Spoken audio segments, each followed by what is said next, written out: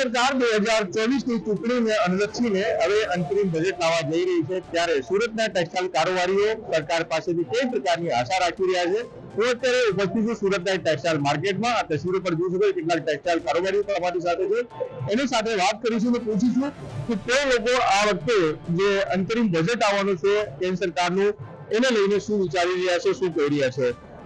क्या नाम है आपका? रंगना शारदा। रंगना जी, क्या उम्मीद है इस बार की सरकार के बजट से? देखिए, अंतरिम बजट है, चुनावी बजट है। व्यापारियों को जब भी बजट आता है अपेक्षाएं रहती है, उम्मीदें काफी रहती है, और इस बात काफी है।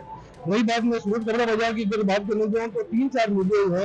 एक वर्तमान में सबसे ज्वलंत मुद्दा है एमएसएमई के सेक्शन 43 के तहत। उसमें सरकार ने ये लागू किया कि एमएसएमई में जो भी रजिस्टर्ड है उनको पेमेंट फास्ट मिले।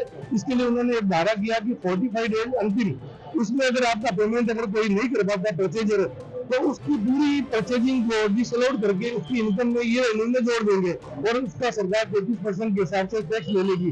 तो ये बहुत बड़ा बदन है। लोग एमएसएमई में जो रजिस्टर्ड है उनसे व्यापार करना बंद कर देंगे। आपने देखा होगा जीएसटी में क्वार्टरली रिटर्न भरते थे, उनसे लोगों ने व्यापार बंद किया कि आप मंथली रिटर्न भरते हैं तो आईटीसी मिलेगी, तो लोगों ने मंथली रिटर्न भरना चालू किया। तो सरकार को इसमें संशोधन करना पड़ेगा। अभी टाइम है मार्च एंडिंग में, और बजट सत्र ही बैठने वाले हैं मंत्री वगैरह, तो इस पर सबसे पहले ध्यान दें। सेकंड है 7 लाख की जो छूट मिली इनकम टैक्स की नई स्कीम में, उसमें जितने भी एटीसी के खर्चे हैं वो हटा दिए गए।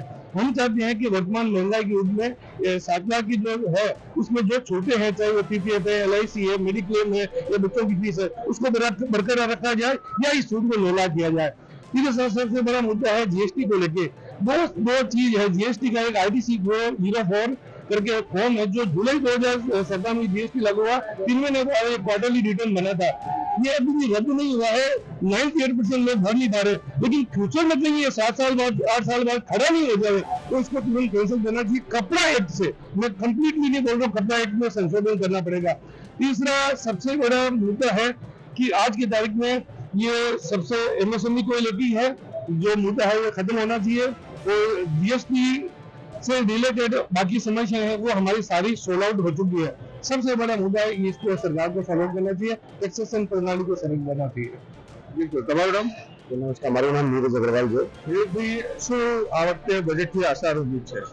એટલે પેલા જે રંગનાભાઈ કીધું કે સરલીકરણ, એક ટેક્સ પ્રણાલીનું સરલીકરણ છે એ આપણે જરૂરિયાત છે। એટલે કે લોકો પર એટલા બધા ટેક્સની કેટેગરી છે, એમાં જીએસટી પણ છે, ઇન્કમ ટેક્સ પણ છે ને ડિજિટલ ટેક્સ છે। તો એ ટેક્સ પ્રણાલી જે સરળ થઈ જાય તો લોકોને જે કન્ફ્યુઝન થાય એ કન્ફ્યુઝન એમના માઇન્ડમાંથી દૂર થાય।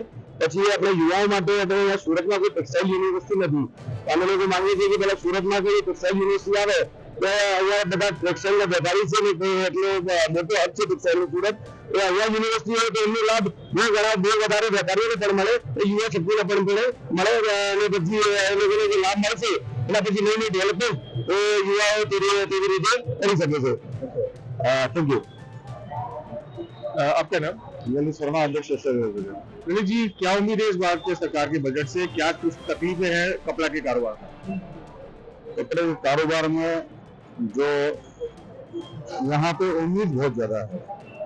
बांग्लादेश और वियतनाम जैसे छोटे देश जो है वो कपड़े सेक्टर में तरक्की कर रहे हैं और हम कहीं न कहीं पिछड़ रहे हैं, जबकि उन्होंने संसाधन का अभाव, हमारे पास संसाधन प्रचुर मात्रा में है। अविकसित देश होते हुए बांग्लादेश आज भारत में तो हब बन रहा है और हम पिछड़ रहे हैं। उसका मूल कारण जो है वो सरकारी सुविधाओं का अभाव होना है। दूसरा कारण है हमारे पास रिसर्च एंड डेवलपमेंट का कोई साधन नहीं है। तीसरा, हमारी जो मुख्य मांग कई वर्षों से है कि टेक्सटाइल यूनिवर्सिटी की स्थापना की जाए, वो हमारी पूरी नहीं हो रही है। टेक्सटाइल यूनिवर्सिटी तो हमारे जो बच्चे हैं या यहाँ के जो लोग हैं इस बारे में ज्यादा जान पाते, अच्छा डेवलपमेंट कर पाते, और आपकी अगर क्वालिटी अच्छी होगी तो सब जगह दिखेगी। हमको क्वालिटी का डेवलपमेंट चाहिए, हमको सरलीकरण चाहिए, हमको टैक्सेशन में सरलीकरण चाहिए, हमको सरकार की तरफ से कुछ न कुछ ऐसी सहायता चाहिए जिसके कारण की हम व्यापार का अच्छे से व्यापार कर सके और हम एकदम सरलतापूर्वक व्यापार कर सके। बांग्लादेश और वियतनाम से जिस तरह से टेक्सटाइल सेक्टर को चुनौती मिल रही है, उसे ध्यान में रखकर केंद्र सरकार कुछ बड़ी ऐलान कर सकती है क्या?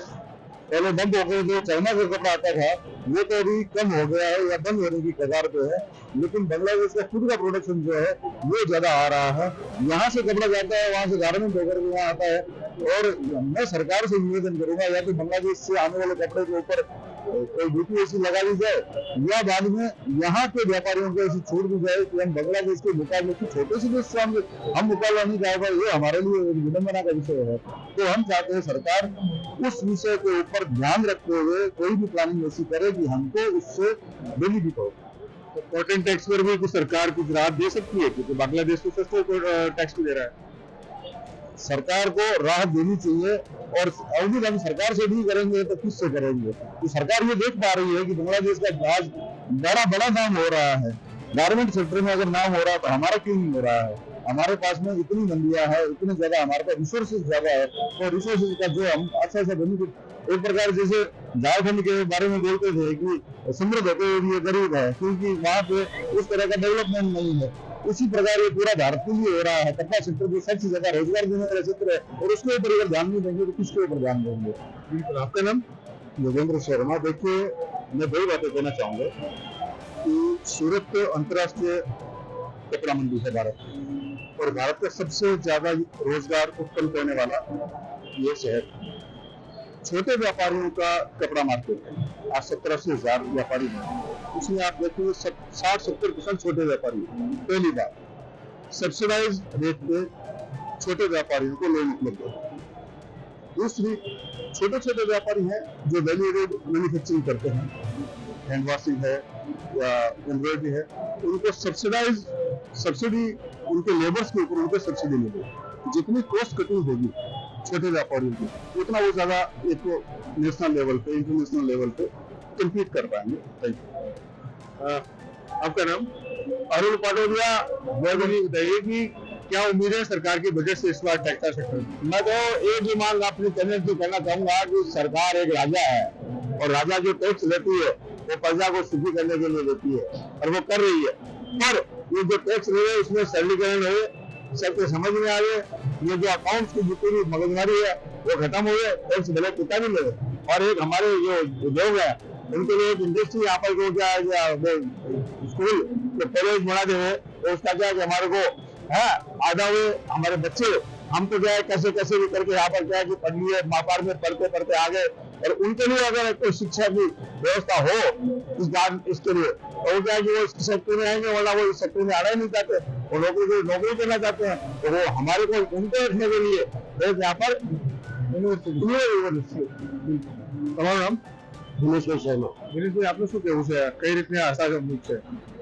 જે આશા છે આપણે બધા વ્યાપારી મિત્રો આપણે આમે કહી દીધી છે, પછી બી આપણે દરેક વ્યાપારી વર્ગ, દરેક ભારતીય જનતાને, ગુજરાતી જનતા સરકારથી અપેક્ષા ધીરી રાખે કે આપણા જે 2024 જે અત્યારે બજેટ આવે, આ બજેટમાં જે સરકારના આપણે વિશ્વની ચોથી આર્થિક શક્તિ કે ત્રીજી આર્થિક શક્તિ બનાવવાની છે, તો આ બનવા માટે ઉદ્યોગ और व्यापार जगत में सरकार केवी रीते छूट आपे, केवी रीते फैसिलिटीज आपे कि अखे व्यापार उद्योग आगे बढ़े, प्रगतिशील थाय, और विदेशी देशों में जो कॉम्पिटिशन आपने भारत में जोड़े छे, आने विचार करीने आने जरा स्टडी करीने आपने भारतीय सरकार द्वारा निवेदन है कि आपने व्यापारी वर्ग, उद्योग वर्गनो एक सरलीकरण करी नाखे।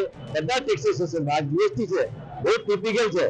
सूरतना टेक्सटाइल सेक्टर एक एवा है अनएज्युकेटेड है, અને પેકેજિંગ ઇન્ડસ્ટ્રી વાળા જેટલા બી રિલેટેડ છે, જે ઉપર પેલા જે માણસો છે, જે લેડીઝો છે, આ જેટલા વર્કર છે બધા અનએજ્યુકેટેડ છે। और मोदी साहब जैसे બધા ઓનલાઈન કરવાનું, ક્રેડિટ ડેબિટ યુઝ કરવાનું, ઓનલાઈન પે કરવાનું, ઓનલાઈન નોટિસ દેવાનું, ઓનલાઈન જવાબ દેવાનું, આ કેવી રીતે ફેસિલિટી થાય?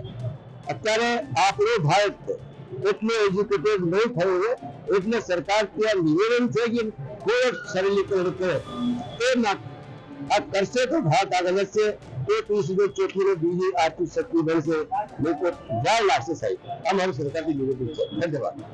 તો બિલકુલ આ સુરતના તમામ ટેક્સટાઇલ કારોબારીઓ છે જેમને જે આવનારો કેન્દ્ર સરકારનો અંતરિમ બજેટ છે એમાં કઈ રીતે આશા હોવી, મહત્વપૂર્ણ જે લોકો સાથે વાત કરતા આ લોકો જણાવ્યું છે કે ટેક્સેશનમાં જે સરળીકરણ થવું જોઈએ, જીએસટી હોય, ઇન્કમ ટેક્સ હોય કે અલગ અલગ પ્રકારના જુદી સરકાર ટેક્સ હોય છે, એમાં જટિલીકરણ બહુ છે, બહુ જ કઠિન છે એને ટેક્સીસ ભરવાનું હોય, જે ઓનલાઈન કરવાનું હોય, તો આમાં સરળીકરણ થવું જોઈએ. સરળીકરણ થાય તો વ્યાપારીને રાહત થશે. સાથે આ લોકો યુનિવર્સિટીની પણ માંગ કરી રહ્યા છે, ટેક્સટાઇલ યુનિવર્સિટી બનાવવામાં આવે, જેથી કરીને જે આવનારી પેઢી છે જે ટેક્સટાઇલ બિઝનેસમાં આવવા માંગે છે એમને ક્યાંક ત્યાં શીખવાનું મળે અને શીખીને લોકો વ્યાપાર કરતા થાય.